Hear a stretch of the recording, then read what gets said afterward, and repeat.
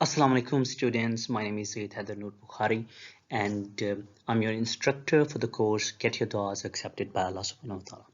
This is an Islamic guide to getting everything from Allah Subhanahu wa Ta'ala.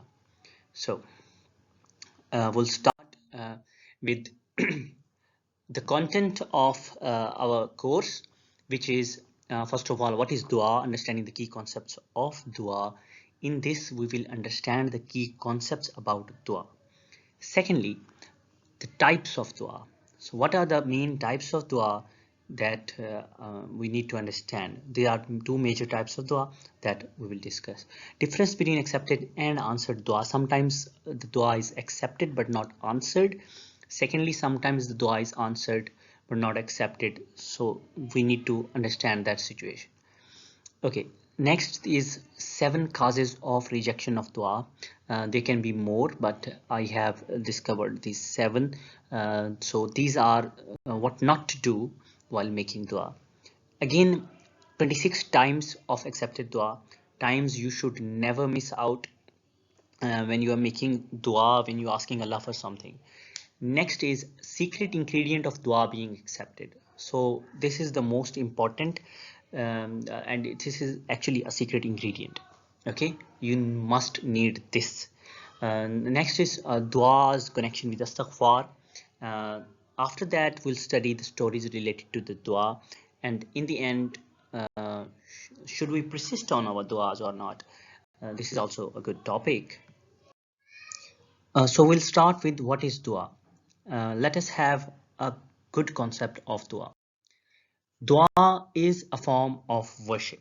Okay, so the simplest definition of dua is it is a form of worship. So Allah subhanahu wa ta'ala has commanded us to make dua to him, to ask him, because he gives.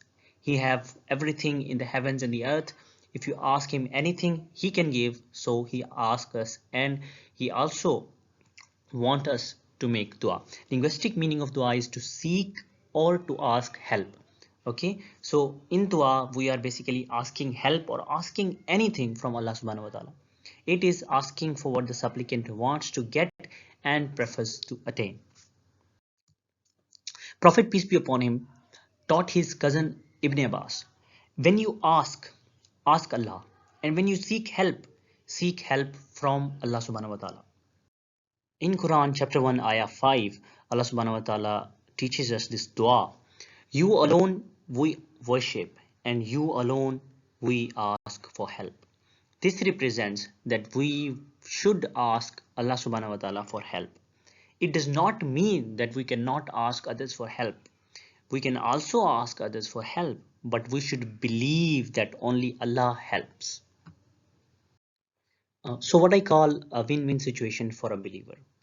Prophet, peace be upon him, once said to his companions that no one of your du'as will be rejected. Allah subhanahu wa ta'ala always answers and accepts your du'as. Dua is accepted in 3 ways. Okay, first, you will get what you want.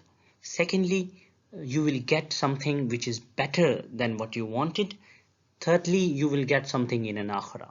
So after hearing this, the companions of the Prophet, peace be upon him, said, we will never stop making dua, and we should also not stop making dua, and we should always keep on making dua to Allah subhanahu wa ta'ala. In the end, I would like to conclude this topic with a reminder that there is nothing big or small for Allah subhanahu wa ta'ala. Whatever you want, just ask Allah subhanahu wa ta'ala. There is an assignment for you for after this. Please don't start the next lecture. Before that, just raise your hands and ask Allah subhanahu wa ta'ala for something that you really wanted. Ask him sincerely from heart and see the result, inshallah ta'ala.